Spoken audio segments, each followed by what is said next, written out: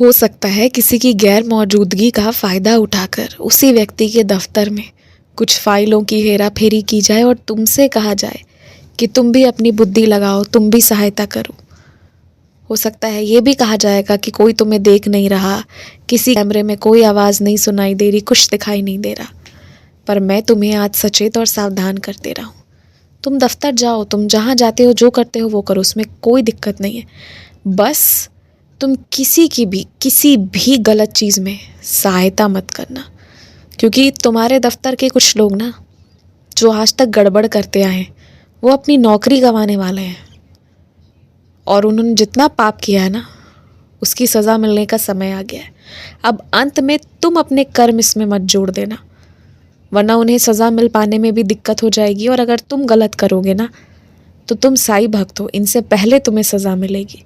क्योंकि अगर मेरे ही बच्चे गलत होंगे तो बाकियों को मैं क्या सिखा पाऊँगा। इसलिए तुम गलत मत करना, तुम गलत मत होना। तुम्हें पैसों का भी लालच दिया जाए, तुम्हें आराम का लालच दिया जाए, कुर्सी की लालच दी जाए, कुछ भी दिया जाए, मन नहीं डगमगाना चाहिए तुम्हारा। बस आज तुम्हारे मन की परीक्षा है, तुम इसमें उत्तीर्ण हो जाओ और इसके बाद तो जो चमत्कार होगा ना, वो तुम भी देखते ही रह जाओगे कि ऐसा कैसे हो गया। आजकल लोगों की आदत हो गई है अधूरे ज्ञान को पाकर उस पर बहस करने की आदत। लेकिन ये लोगों की आदत है, पर तुमने जो पढ़ाई की है और तुम जिस तरह से ईमानदारी से काम करते हो, तुम उस पर ही विश्वास रखना। ये अधूरा ज्ञान पाकर कोई भी अपने आप को कुछ भी बता सकता है, क्योंकि किसी भी क्षेत्र का कुछ हद तक ज्ञान बहुत आराम से कोई भी कहीं से भी पा सकता है। परंतु इसका अर्थ नहीं है कि थोड़ा सा कच्चा सा ज्ञान पा लेने से, बिना शुरुआत से, बिना तह तक पढ़े कोई ज्ञानी बन जाएगा, बल्कि ये तो बहुत खतरनाक होगा ऊपर ऊपर की मोटी मोटी बातों को जान लेने से। पर कुछ लोग ऐसा कर रहे हैं और करके फिर तुम्हारे पास आते हैं। अगर उन्हें समझ आए तो ठीक है, उन्हें समझ ना आए तो भी ठीक है। तुम अपनी कलम से वही लिखोगे जो सही है। अपने लिए फंसने जैसा कोई काम मत करना। और अगर तुम्हें कुछ विशेष गुण है, जिसकी वजह से तुम्हारी कोई विशेषता है, जिसके वजह से तुम्हारी पहचान है, तो निश्चित बात है कि तुमने मेहनत की है उस चीज़ के लिए।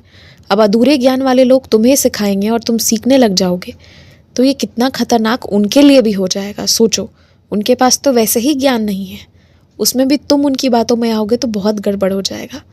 आगे से ध्यान रखना कि तुम्हें किसी की बात में नहीं आना है। कलम चलेगा तुम्हारा तो तुम मेरा नाम लेकर चलाओगे और लिखोगे वही, करोगे वही जो तुमने अपने ज्ञान अर्जित किया है, जो तुमने अपनी पढ़ाई की है, जो तुमने अपने अनुभव किए हैं और जो सही है, तुम बस वही करोगे। लोगों की बातों में नहीं आओगे, वरना लोग ऐसे हैं कि तुमसे गलत लिखवा कर फिर मुकर जाएंगे कि उन्होंने तो बस हल्का सा कहा था, उन्हें लगा कि शायद वो सही होगा, वो ऐसा कह देंगे और फंस जाओगे तुम।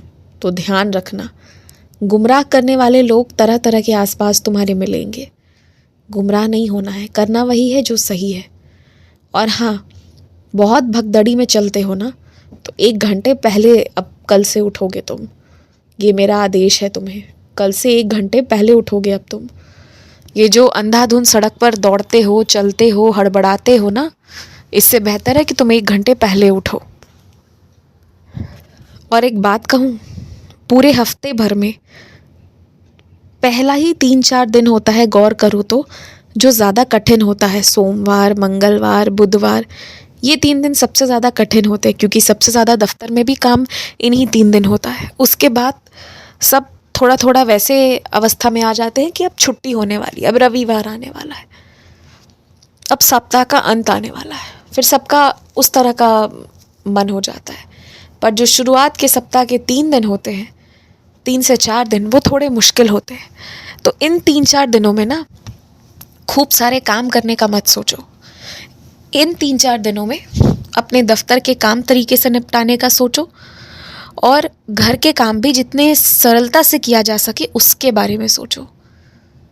100 तरह के व्यंजन ना बनाए जाए, 1 ही 2 चीज़ें पकाई जाए, कपड़े रात को ही तैयार कर लिए जाए, बस्ता लगा लिया जाए, ये सारी चीज़ें करके रखो। सुबह के लिए कुछ मत छोड़ो, और सुबह कम काम करके जाओ। दफ्तर ताजगी के साथ जाओ, थक हार कर दफ्तर नहीं जाना चाहिए। देखो, परेशान करने वाले लोग बहुत हैं, पर तुम्हारी तनख्वाह से लाभ भी उठाते हैं लोग, तो इसीलिए परेशान मत हो किसी से, और किसी की चिंता मत करो, अपने बच्चों की, अपने परिवार की, किसी की चिंता मत करो। सबका चिंता मैं कर रहा हूँ और मैं देख रहा हूँ ना तुम कितना मेहनत कर रहे हो। मुझसे कुछ नहीं छुपा हुआ है, और तुम्हारे हर एक खून पसीने की जो ये मेहनत चल रही है ना, इसका बहुत अच्छा परिणाम मैं तुम्हें दूंगा। अभी थोड़ा धैर्य रखो, अभी थोड़ी सबूरी रखो, लेकिन इसे एक जीवन को बस काटो मत, इसे अच्छे से जियो, वरना एक समय तुम्हें एहसास होगा कि जीवन इतना भी बड़ा नहीं था कि इसे इतना भार समझा जाए। अच्छे से जीवन निर्वाह करो, खुशी से जीवन निर्वाह करो। जो लोग पसंद आते हैं उन्हें अपने जीवन में रखो, और जो पसंद नहीं आते उन्हें जाने दो। उनसे मतलब रखने का कोई आवश्यकता ही नहीं है। खूब खुश रहो, मुस्कुराते रहो, और एक बात समझो, कुछ चीज़ें जो बाज़ार में मिल जाती हैं, जबरन उन्हें घर पर बनाने और तैयार करने की कोशिश में समय बर्बाद मत करो। ताज़ा खाना है, ये बात तय है, फल सब्जियां ताज़ा लेकर आओ। अब हर एक चीज़ तुम घर पर बनाने पकाने लग जाओ तो बहुत दिक्कत होगी। कुछ चीज़ें जो बाज़ार में मिलती हैं वो बाज़ार की ही चीज़ें लाकर उपयोग करो। जिसको जो कहना है करना है करने दो। तुम चीज़ों को आसान बनाओ, मुश्किल मत बनाओ।